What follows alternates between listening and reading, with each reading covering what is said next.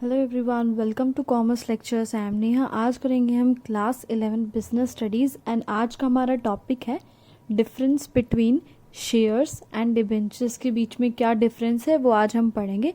And guys, अगर आपको ये नोट्स चाहिए सो डिस्क्रिप्शन में लिंक मिल जाएगा, उस ऐप में से आप नोट्स डाउनलोड कर सकते हैं। तो देखते हैं, सबसे पहला डिफरेंस है इनके नेचर का। शेयर्स जो होते हैं they are considered as part of owners fund, यानी शेयर्स जो होते हैं उनको ऑनर्स फंड माना जाता है। ऑनर कौन होता है? कंपनी का मालिक। एक तरह से कंपनी के मालिक का ही पैसा होता है जो शेयर्स इशू करने से आता है। डिबेंचर्स क्या है? Part of borrowed fund. Borrowed fund borrow word से बना है। बोरो मतलब उधार लेना। सो डिबेंचर्स का पैसा एक तरह से उधार की तरह होता है कि हमने एक बारी किसी से पैसा उधार उठाया और फिर हम उसको वापस भी करते हैं। इस पैसे को वापस करना पड़ता है, लेकिन ये पैसा ऑनर का ही पैसा है, इसलिए इसको वापस नहीं करना होता है। नेक्स्ट है नोन एज। शेयर होल्डर्स को क्या कहा जाता है? ऑनर्स ऑफ कंपनी, यानी ये कंपनी के मालिक ही होते हैं। डिबेंचर होल्डर्स को क्या कहा जाता है? क्रेडिटर्स ऑफ कंपनी, यानी ये कंपनी के क्रेडिटर्स होते हैं। कंपनी ने इनसे पैसा उधार उठाया है और इनको ये जो उधार है, क्रेडिट मतलब होता है उधार, इस उधार को कंपनी को वापस करना है। नेक्स्ट है वोटिंग राइट्स। तो शेयर होल्डर्स को वोट करने का राइट मिलता है, अधिकार मिलता है। मैनेजमेंट में पार्टिसिपेट कर सकते हैं शेयर होल्डर्स। लेकिन अगर डिबेंचर होल्डर्स की बात की जाए तो उनको कोई भी वोट करने का अधिकार या कोई राइट नहीं होता है। वो किसी भी चीज़ में जो इंटरफेयर नहीं कर सकते हैं। नेक्स्ट है कंट्रोल। सो कंपनी का सारा कंट्रोल किसके हाथ में होता है? इक्विटी शेयर होल्डर्स के हाथ में होता है। सारे ही important decisions equity share holders लेते हैं। लेकिन डिबेंचर होल्डर्स के हाथ में कोई कंट्रोल नहीं होता है। वो किसी भी चीज़ में, कंपनी के कोई भी अफेयर्स यानी कोई भी एक्टिविटी में इंटरफेयर नहीं कर सकते हैं। नेक्स्ट है आपका रिटर्न। जो इक्विटी शेयर होल्डर्स हैं उनको have no right to get return in case of loss, यानी अगर कंपनी को लॉस यानी घाटा होता है तो उनको रिटर्न, यानी रिटर्न में उनको क्या मिलता है? डिविडेंड। उनको डिविडेंड नहीं मिलता है। किसको? इक्विटी शेयर होल्डर्स को डिविडेंड नहीं मिलेगा अगर कंपनी घाटे में चल रही है।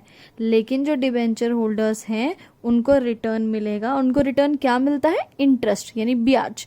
डिबेंचर होल्डर्स को इंटरेस्ट मिलता है और अगर कंपनी को घाटा हो जाता है तो भी डिबेंचर होल्डर्स को इंटरेस्ट देना ही पड़ेगा। ठीक है, इनको नहीं मिलता है घाटे में और इनको मिलता है रिटर्न। नेक्स्ट है security. So issue of shares do not require to mortgage its assets as security, यानी जब हम शेयर्स इशू करते हैं तो हमें मोर्टगेज यानी कुछ भी एसेट्स गिरवी नहीं रखने पड़ते हैं। हमें बस शेयर्स इशू करने हैं, लोगों ने हमारे शेयर्स खरीदने हैं और हमें पैसे देने हैं, बात खत्म, कुछ गिरवी नहीं रखना है।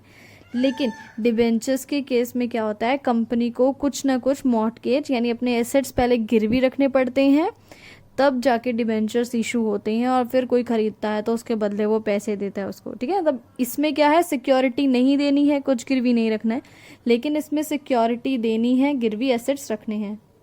नेक्स्ट पॉइंट है आपका रिडेम्पशन। रिडेम्पशन मतलब पैसा वापस देना एंड में। तो अगर हम शेयर्स की बात करें तो वो रिडीमेबल नहीं होते हैं, यानी हमें उनका पैसा वापस नहीं करना है। सिर्फ पैसा वापस कब करना है? At the time of winding up of company. Winding up यानी कंपनी जब बिल्कुल हम बंद कर रहे हैं, हमेशा के लिए बंद कर रहे हैं, सिर्फ उस वक्त हमें शेयर्स होल्डर को पैसा देना है। लेकिन इसमें एक एक्सेप्शन है, रिडीमेबल प्रेफरेंस शेयर्स। सिर्फ इस केस में तो पैसा मिल जाता है क्योंकि इसका नाम ही है ना रिडीमेबल प्रेफरेंस शेयर्स, यानी ये रिडीम हो जाते हैं, इसमें पैसा वापस मिल जाता है। बाकी किसी शेयर्स में ऐसा नहीं होता है, पैसा नहीं मिलता है। ठीक है, पैसा सिर्फ तब मिलेगा जब कंपनी बंद हो रही है।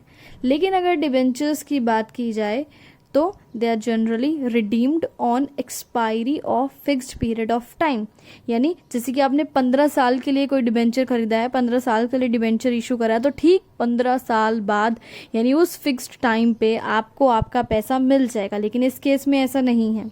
Next is risk. Share holders are primary risk bearers of company, यानी कंपनी का सारा रिस्क कौन झेलता है? Share holders. इनको रिस्क क्यों है, जैसे कि मैंने बताया था इस पॉइंट में, रिटर्न के पॉइंट में, क्योंकि उनको रिटर्न नहीं मिलता है। भाई अगर घाटा हो जाता है तो ये रिस्क ही हो गया ना, कि कंपनी को घाटा हो गया तो आपको पैसे नहीं मिलेंगे, तो ये रिस्क हो गया। तो रिस्क कौन झेलता है? Equity share holders. लेकिन अगर डिबेंचर्स की बात की जाए तो यहाँ बहुत मिनिमम रिस्क है। क्यों? वापस आते हैं रिटर्न वाले पॉइंट पे, इसमें इसलिए कम रिस्क है क्योंकि इसमें चाहे कंपनी को घाटा हो चाहे फ़ायदा हो, आपको ब्याज मिलना ही मिलना है। इस ईयर की वीडियो खत्म हुआ। Thanks for watching this video. Please like share and subscribe.